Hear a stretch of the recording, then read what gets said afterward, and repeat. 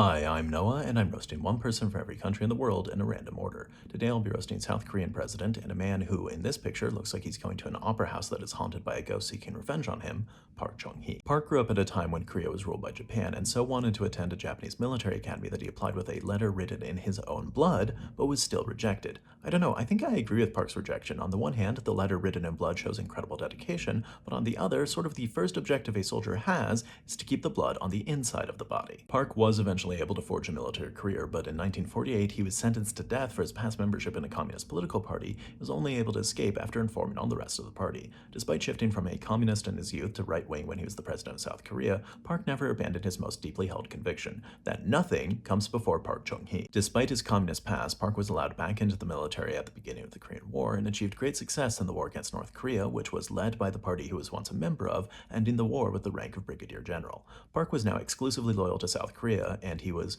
willing to bomb as many people that he used to be loyal to as it took to prove it. In 1961, following an extended period of political instability, Park organized a bloodless coup which deposed the elected civilian government in favor of a military one that Park would head. A lot of people in the country were excited to see the end of a civilian government that was totally corrupt in favor of Park's military one, which was also totally corrupt. One of Park's first initiatives was to clean up the streets by rounding up homeless people, criminals, and people who were just poor to use as unpaid labor. See, this is why military dictatorships are so efficient. Park figured out a way to use convict labor without even having to convict anyone. Park's government used the enslaved labor to rebuild the country after the devastation of the Korean War with incredibly harsh working conditions. Workers were sometimes beaten to death or passed away from malnutrition and untreated illness. Park knew that it was way easier to rebuild the country if the country that you were rebuilding didn't have to have everyone survive to see it. Alright, please consider donating to help the family that I sponsor in Gaza. If you'd like to support me or watch bonus videos, please check out my then let me know who else to roast, and join me next time for part 2 of my roast of South Korean president and a man seen here looking like Don Draper selling authoritarianism,